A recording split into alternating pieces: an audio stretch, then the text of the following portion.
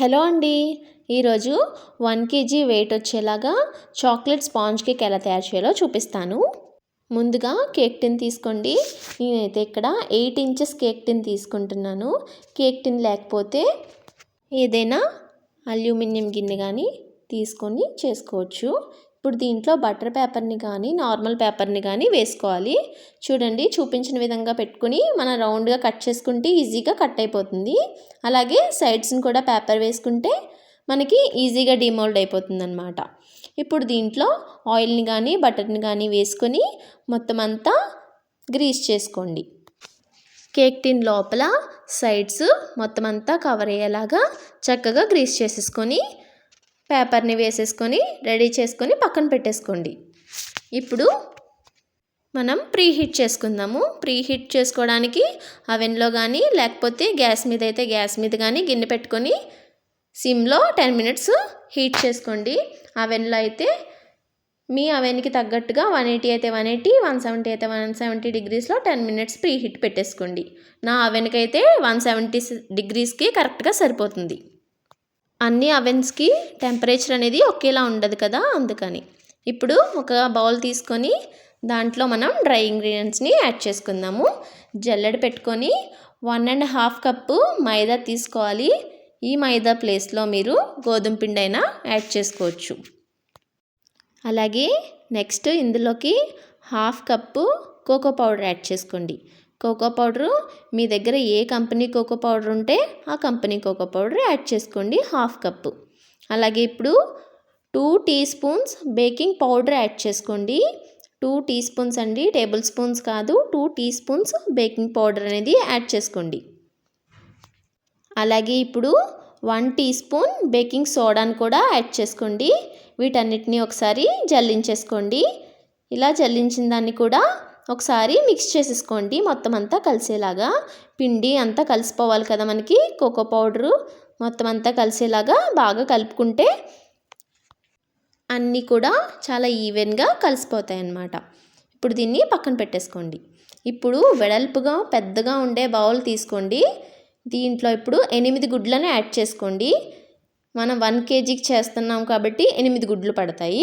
అదే మీరు 1/2 కేజీకి చేయాలనుకుంటే 4 గుడ్లైనా తీసుకోవచ్చు. ఇప్పుడు దీన్ని 1 మినిట్ బాగా బీట్ చేసుకోండి. నేనైతే ఇప్పుడు ఫస్ట్ స్పీడ్లోనే బీట్ చేసుకుంటున్నాను. దీన్ని బాగా నురగ వచ్చేటట్టు బాగా బీట్ చేసుకోండి. ఎగ్స్ అనేవి ఫ్రిడ్జ్లో పెట్టిన ఎగ్స్ తీసుకోకండి, నార్మల్ టెంపరేచర్ ఉన్న ఎగ్స్ని తీసుకోండి. అలాగే ఫ్రెష్గా ఉండేలా చూసుకోండి. ఇప్పుడు దీంట్లో మనం 2 కప్పుల షుగర్ పౌడర్ని యాడ్ చేసుకోవాలి. షుగర్ పౌడర్ని కూడా ఎప్పుడు ఒకేసారి యాడ్ చేసేయకూడదండి, కొంచెం కొంచెం వేస్తూ కలుపుకుంటూ ఉండాలన్నమాట. అదే మీరు షుగర్ని వేయాలనుకుంటే 1 కప్ అయితే సరిపోతుంది. షుగర్ పౌడర్ తీసుకున్నాం కాబట్టి 2 కప్స్ తీసుకోవాలి. షుగర్ అంతా బాగా కలిసిపోయేలాగా బీట్ చేసుకోవాలి. నాకైతే 10 మినిట్స్ బీట్ చేసుకుంటే ఈ కన్సిస్టెన్సీ వచ్చింది, మొత్తం అంతా కరిగిపోయిందనమాట. ఇప్పుడు దీంట్లో 1/2 కప్పు ఆయిల్ వేసుకోండి. నేనైతే ఇక్కడ రిఫైన్డ్ ఆయిల్ వేస్తున్నాను, సన్ఫ్లవర్ ఆయిల్. అదే వేసుకోండి మీరు కూడా.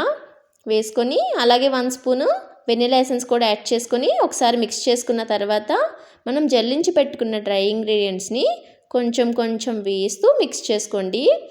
మనం మిక్స్ చేస్తున్నప్పుడు కూడా పిండి అనేది ఎగిరిపోతూ ఉంటుంది కదా, పిండి వేసాక ఒకసారి మిక్స్ చేసుకొని అప్పుడు మళ్ళీ బీట్ చేసుకోండి.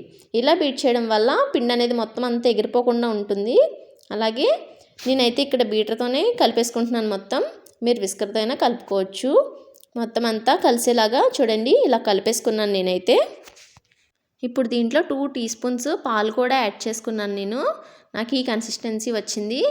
ఇలా ఈ కన్సిస్టెన్సీ వచ్చాక మనం బ్యాటర్ని కేక్ టిన్లో యాడ్ చేసేసుకోవాలి. నేనైతే ఇక్కడ 1 కేజీ నార్మల్ కేక్ చేస్తున్నాను, కూల్ కేక్ కాదు. నార్మల్ కేక్ కాబట్టి 800 గ్రామ్స్ వరకు కేక్ బేస్ని తీసుకొని 200 గ్రామ్స్ క్రీమ్ తీసుకుందామని నేను 800కి కొంచెం ఎక్కువ వేసుకున్నాను బ్యాటర్ని. మిగతా బ్యాటర్తో నేను కప్ కేక్స్ చేసేసుకుంటాను.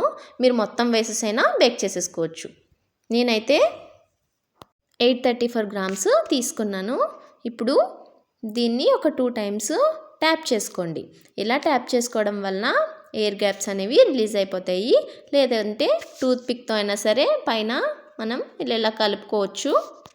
ఇప్పుడు దీన్ని తీసుకెళ్ళి ప్రీహీట్ చేసిన అవెన్లో పెట్టేసుకోండి. పెట్టినప్పుడు జాగ్రత్తగా పెట్టుకోండి, చేయి కాలుతుంది.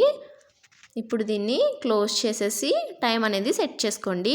నేనైతే ఫస్ట్ 40 మినిట్స్కి సెట్ చేసుకున్నాను. మీరు గ్యాస్ మీద చేయాలనుకుంటే గ్యాస్ మీదైనా పెట్టేసుకొని చూసుకోండి. 40 మినిట్స్ వరకు అయితే అసలు కదపకండి దీన్ని. అప్పుడు 40 మినిట్స్ తర్వాత చూడండి. నాకు కేక్ అంతా బేక్ అయినప్పటికీ 50 మినిట్స్ పట్టింది. చాలా స్పాంజీగా కూడా వచ్చింది. నేనైతే కేక్ని ఇలా డెకరేట్ చేసుకున్నాను. కస్టమర్ కూడా మనకి మంచి రివ్యూ ఇచ్చారు. మీకు ఎలా అనిపించిందో తప్పకుండా కామెంట్ చేయండి. వీడియో నచ్చితే లైక్ చేయండి. మరిన్ని వీడియోస్ కోసం సబ్స్క్రైబ్ చేయండి. మీరు కూడా తప్పకుండా ట్రై చేసి ఎలా వచ్చిందో కామెంట్ చేయడం మాత్రం మర్చిపోకండి. కేక్ ఎలా ఉందో కూడా కామెంట్ చేయండి.